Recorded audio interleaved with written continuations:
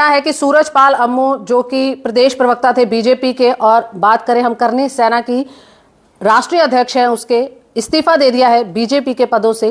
क्या कारण रहा जानने का प्रयास करेंगे, बट बड़ी बात है कि आखिरकार ऐसी क्या उठापटक हो रही है कि बीजेपी से सारे जो है कन्नी काटते जा रहे हैं, साइड होते जा रहे हैं। ऐसा क्या कर रही है बीजेपी जो किसी की समझ में नहीं आ रहा, या फिर दूसरे मायनों में कहे कि सही में क्या तानाशाही इतनी बढ़ती जा रही है कि अब अपने ही घर में बीजेपी के कार्यकर्ताओं को जो है सांस लेना दुभर हो रहा है। चलिए बात करते हैं सूरजपाल अम्मू जी से।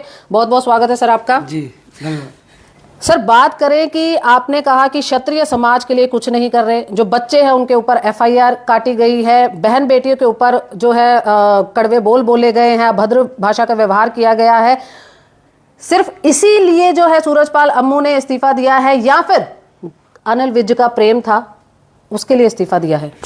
अनिल विज का तो प्रेम था, है और रहेगा, मेरे बड़े भाई हैं, परंतु जहाँ तक है बात स्वाभिमान की, अस्मिता की जी, उसके लिए तो क्षत्रिय समाज हमेशा मुगलों से लड़ा, अंग्रेज़ों से लड़ा, और अब अपनों से लड़ने का समय आ गया, कारण के अपनों के ऊपर किसी की लगाम नहीं रही। जी, रूपाला साहब ने जिस प्रकार की अभद्र टिप्पणी राजकोट के चुनाव के दौरान वहाँ पर की, उससे क्षत्रिय समाज पूरे देश का आहत है। जी जी, निश्चित तौर पे मैं भी क्षत्रिय समाज का बालक हूँ, मेरी रगों में भी क्षत्रिय समाज का खून है जी। तो मेरी खून में भी कहीं ना कहीं तो असर आएगा ना जी। आज मेरी बहन बेटियों को आप अपमानित करोगे, आप हमारे समाज को उल्टा सीधा बोलोगे, आज हमारे से मुगलों का हमारा क्या रिश्ता था आप तय करोगे जी। मैं कहता हूँ महाराणा प्रताप का जो सेनापति था वो हाकिम खां सूरी था जी, जो अकबर का सेनापति था वो मान सिंह था जी। हमने कभी हिंदू मुसलमान नहीं किया जी, हिंदू मुसलमान आपने करा, आपने कराया। 34 साल भारतीय जनता पार्टी के पदों पर रहा, मैं अपने आप के अंदर निष्ठावान समर्पित कार्यकर्ता स्वयंसेवक रहा, परंतु मुझे ना तो मैंने कभी टिकट मांगा, ना मैंने कोई पद मांगा। मैं अगर सोना बीजेपी युवा मोर्चे का अध्यक्ष बना 1990-91 के अंदर, तो उसके बाद मैं जिला महामंत्री भूपेंद्र यादव के साथ रहा, अनिल विज के साथ मैं अध्यक्ष रहा, मैं सुभाष बराड़ा के साथ प्रदेश उपाध्यक्ष रहा जी, मैं खट्टर साहब की सरकार के अंदर भाजपा का प्रवक्ता रहा, मीडिया कोऑर्डिनेटर रहा। जी जी, मुझे एक बात पता है कि क्या कार्यकर्ता को अपनी बात रखने का अधिकार नहीं है? जी। आप कहते हो हम जात पात की राजनीति नहीं करते, परंतु जब टिकट बांटने का टाइम आता है तो आप राव इंद्रजीत जैसे व्यक्ति को टिकट दे देते हैं जो कभी अपने इलाके में अपने लोगों के बीच में जाने का नाम नहीं लेता। आपने क्या समझ रखा है हमको? हम यस मैन नहीं है, हम एक विचारधारा के साथ जुड़े थे। मैं 10 वर्ष की आयु में राष्ट्रीय स्वयंसेवक संघ का स्वयंसेवक बना। जी जी, मैंने निक्कर पहना है, खाकी निक्कर। आपकी खाकी निक्कर से आपकी पैंट हो गई जी, परंतु हम कार्यकर्ता ही रहेंगे, हमें कोई दिक्कत नहीं है। परंतु आज अगर मेरी कौम को, मेरे समाज को गुगाली देकर मैं चुप रह जाऊंगा तो निश्चित तौर पे फिर मेरे ऊपर भी क्वेश्चन मार्क मेरे समाज ने लगाना शुरू कर दिया। कल अम्बाला के अंदर हज़ारों क्षत्रियों के बीच में मुझे खड़ा कर दिया गया और मुझसे पूछा गया पहले समाज या राजनीतिक दल, तो मेरे लिए सर्वोपरि तो मेरा देश है, हिंदुस्तान है। जी जी, उसके बाद जिस कौम के अंदर मैंने जन्म लिया, जिस क्षत्रिय कुल में मैंने जन्म लिया, मेरे लिए वो है। वहां पर आपने बार बार एक ही बात बोली, उनसे पूछा कि क्या मैं साइन कर दूं, क्या अगर कुछ भी होता है आप मुझे अपने कंधों पर लेके जाओगे, तो आश्वासन उनकी तरफ से क्या मिला क्षत्रिय समाज की तरफ से? मैंने तो ये कहा कि मैंने 34 वर्ष भारतीय जनता पार्टी के लिए काम किया है। जी, मैं अगर मान लो आपके कहने से साइन कर रहा हूँ, मेरा समाज इस्तीफा चाहता है, मैंने समाज के कहने से इस्तीफा दिया। एक बात मैंने कहा मुझे कंधों पे ले जाऊंगा, कल को मैं मरा ऐसा ना हो कि मेरी लाश भी कहीं पड़ी और ये लोग मुझे मरवा दें, क्योंकि हमको तो कई गैंगस्टरों की धमकी आई हुई हैं जी। हमारे को तो लॉरेंस बिश्नोई को, जहाँ पर ये लॉरेंस बिश्नोई ने हमारे सुखदेव सिंह गोगामेडी जो श्री राष्ट्रीय राजपूत कल्याण सेना के अध्यक्ष थे, उनको गोलियों से भुनवा दिया। उन लोगों ने हमको धमकी दी हुई है। हमने सुरक्षा की मांग की, हमारे को नहीं दी गई। जो सुरक्षा दी गई है उसके लिए 50 बार लिखा कि हम लोगों को कम से कम ऐसा ना हो कि कल को हम कहीं पड़े पाएँ। अरे कल को मैं मर गया, मेरे परिवार को देखने वाला, मुझे को उठाने वाला तो हो, तो मेरे समाज से मैंने गारंटी ली कि कल को मुझे कुछ हो गया तो अपने कंधों पर लेके जाओगे। तो मेरे समाज ने मुझे, मेरा हौसला बढ़ाया और मुझे कहा कि आप हमारे हो, हमारे रहोगे। मैं अपनों के बीच में कल था। और यहाँ पर बड़ी बात ये भी आती है कि बीजेपी की एक राजनीति कहे या फिर तानाशाही कहें या फिर कथित तौर पर उस भाषा का क्या प्रयोग करें कि जो बीजेपी के साथ नहीं है, कहीं ना कहीं ईडी सीबीआई उसके पीछे लगा दी जाती है। आपके पीछे भी लग सकती है, क्या आपको इस चीज़ का डर नहीं? देखिएगा, मैं तो किसान का बेटा हूँ, फौजी का बेटा हूँ। पहली बात, मुझे ना इन चीज़ों की ना परवाह थी ना है। ईडी को अपना काम करना चाहिए। अगर कोई गड़बड़ घोटाले करते तो उनको अंदर करना चाहिए, उनकी ड्यूटी है, पहली बात। दूसरा विषय, मैं भारतीय जनता पार्टी के अंदर इतने सालों से इमोशनली जुड़ा था। जी जी। मैंने कार्यकर्ता के रूप में दरी बिछाई है, मैंने होर्डिंग पोस्टर लगाए हैं। अब तो आप ठेका देते हो मजदूरों को लगाने का। हम वो कार्यकर्ता हैं जब माननीय सीताराम सिंगला जी, सुषमा स्वराज जी, कैलाश चंद शर्मा जी, अनिल विज साहब, हम उस समय के प्रोडक्ट हैं। हमें उस समय संगठन में काम कैसे करना, अब तो लंबी लंबी गाड़ियाँ होगी, उस समय तो हम लोगों को ऑटो के अंदर खुद प्रचार करना पड़ता था जी। अब जो मॉडर्न बीजेपी है, जहाँ पर एक कार्यकर्ता दूसरे कार्यकर्ता से सिर्फ मीटिंग नहीं करता, फ़ोन पर बात हो जाती है। अब कार्यकर्ताओं को जिस प्रकार की हाईटेक सुविधाएं दी जा रही हैं, हम लोगों ने उस समय काम किया जब कुछ नहीं था। मैं नरेंद्र भाई मोदी जब हरियाणा के प्रभारी थे, मैं उनके साथ काम किया है। मैंने अमित भाई शाह को भी देखा है, मैं जेपी नड्डा के साथ अखिल भारतीय विद्यार्थी परिषद में 1985, 86, 87 में काम किया। तो जो व्यक्ति इतने वर्षों से यहाँ लगातार काम कर रहा है संगठन के अंदर, उस संगठन के अंदर आज हमको अपनों के लिए पूरा कहना पड़े। मैंने कहा पद्मावत में मनोहर लाल खट्टर जी से कहा कि जिन बच्चों के ऊपर मुकदमे दर्ज हुए वो नाबालिग बच्चे थे भौंडसी गांव के, उनसे मुकदमे वापस ले लो।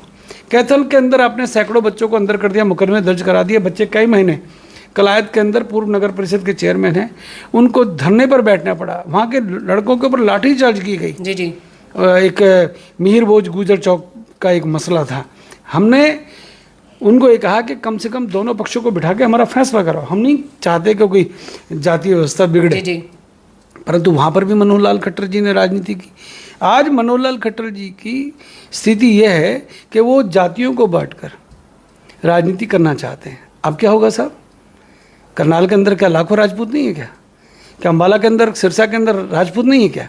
क्या गुड़गांव पार्लियामेंट के अंदर लाखों राजपूत नहीं है क्या? क्या फरीदाबाद लोकसभा के अंदर लाखों राजपूत नहीं है क्या? क्या सोनीपत के अंदर राजपूत नहीं रहते क्या? जी।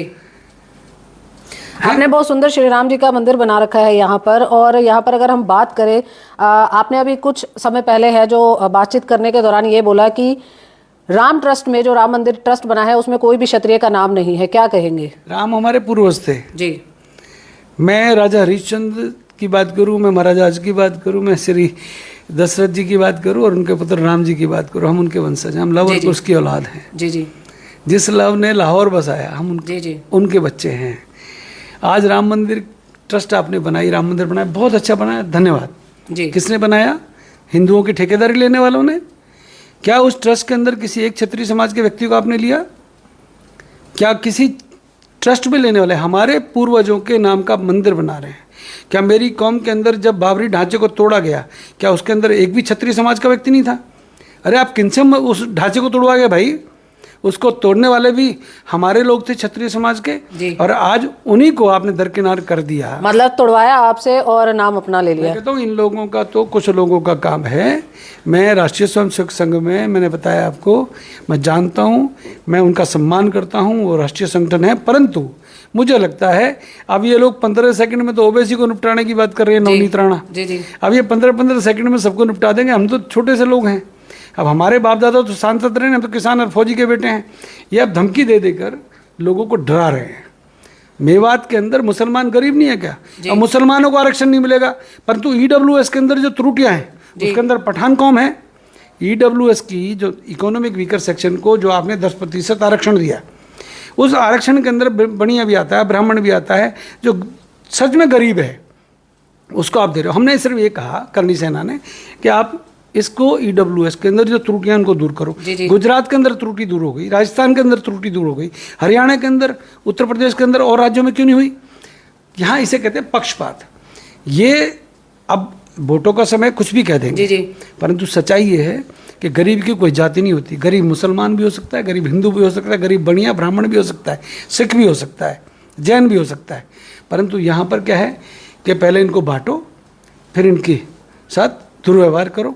मैं कहता हूँ आज जिस गाय को मैं माता कहता हूँ, उस गाय की रक्षा के लिए जो बड़े बड़े ढोल नगाड़े पीटे जाते हैं, क्या उस गाय को काटने वाले को आज भी नहीं छोड़ा जा रहा? आपने हरियाणा के अंदर कानून बना दिया गोरक्षा का, परंतु क्या इम्प्लीमेंटेशन के टाइम में उसके ऊपर भेदभाव नहीं हो रहा? कथित तौर पर यह भी कहा जाता है कि ज़्यादातर ये सारी चीज़ें हैं जो कहीं ना कहीं हिंदू परिवारों से भी, मतलब जो इनके ऑनर है वो हिंदू परिवारों में से भी है। निश्चित तौर पे देखो, गौ मांस सबसे बड़ा निर्यातक देश है हिंदुस्तान गौ मांस का। मैं कहता हूँ अगर सच में ये लोग चाहते हैं कि गाय हमारी माता है, आपकी हमारी, सब हम उसको माता मानते हैं, अगर सच में ईमानदारी से काम करना चाहते हैं तो गौ मांस के ऊपर प्रतिबंध लगे निर्यात करने पर, और बूचड़खानों को तुरंत प्रभाव से बंद किया जाए। दो चेहरे नहीं चलेंगे। सूरजपाल अमू ने अभी तो जो है रिजाइन दे दिया। आपने जो पूरा ब्यौरा भी दिया है उसमें बहुत अच्छे से आपने डिस्क्राइब करा है कि भाई ये चीज़ें मैंने करी, तब मैंने पद ज्वाइन किया, ये मैंने किया, सारा संक्षिप्त में आपने उसमें जो है बताया गया है। बट अब बड़ी बात ये आती है कि बहुत लोग हैं जो इस्तीफा देते हैं, बट कुछ समय बाद जो है घर वापसी हो जाती है। तो क्या आपकी भी घर वापसी हो सकती है कि फाइनली कुछ बातचीत हो? तो मेरे समाज को अपमानित करने वाले लोग, रूपाला जी ने कल माफ़ी मांगा जी, चुनाव के बाद, उनका चुनाव हो चुका है। रूपाला जी ने हाथ जोड़ के कहा है, बापड़ियो अब तो माफ़ कर दो जी। रूपाला जी ने एक बात कही है अपने बयान में, मैंने अखबार में पढ़ा है कि मैंने पहली बार इतनी बड़ी गलती की है जिसका खामियाजा भारतीय जनता पार्टी को भुगतना पड़ा है। वो केंद्र का मंत्री पुरुषोत्तम रूपाला अपनी गलती को एहसास कर रहा है और वो मान रहा है कि भारतीय जनता पार्टी को पूरे देश में क्षत्रिय समाज का विरोध झेलना पड़ा है जी। क्या रूपाला के अलावा किसी और व्यक्ति ने इसके ऊपर टिप्पणी की? क्या संगठन में कोई व्यक्ति ने रूपाला जी से जवाब मांगा? गुजरात के प्रदेश अध्यक्ष कह रहे हैं, सब कह रहे हैं, परंतु केंद्र में कोई मंत्री नहीं बोल रहा। राजनाथ सिंह चुप कैसे हो गए? गजेंद्र शेखावत चुप कैसे हो गए? क्यों नहीं बोले उस समय? गजेंद्र शेखावत जी का एक बयान था कि रूपाला जी बड़े अच्छे आदमी, मैं भी जानता हूँ रूपाला जी अच्छे आदमी, परंतु रूपाला जी के मुंह से जो शब्द निकले, गजेंद्र शेखावत भूल गए कि उन्होंने भी एक छत्राणी की कोख से जन्म लिया है। यहाँ पर गड़बड़ है। राजनाथ सिंह की जहां पर आप बात कर रहे हैं, माला से साइड भी कर दिया गया था। क्या कहेंगे कि ये तानाशाही चरम पर चल रही है अभी? बहुत वरिष्ठ है, मैं उनका छोटा सा अदना सा प्रशंसक हूँ। राजनाथ सिंह के साथ मैं इतना ही कहूँगा, राजनाथ सिंह बहुत अच्छे आदमी हैं। जिसने राष्ट्रीय अध्यक्ष होते हुए प्रधानमंत्री का पद माननीय नरेंद्र भाई मोदी को सौंप दिया, उस व्यक्ति की सादगी, उस व्यक्ति का सीधापन उसको कहीं ना कहीं पीछे की तरफ ले गया।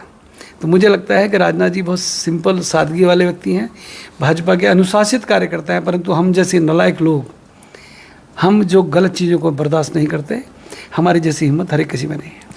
धाकड़ व्यक्तित्व के लिए जाने जाते हैं सूरजपाल अमू, कड़वे बोलों के लिए जाने जाते हैं। क्या ये कड़वे बोल अब बीजेपी के ऊपर भी प्रहार करेंगे, बीजेपी के कार्यकर्ताओं के ऊपर या उनकी तानाशाही के ऊपर?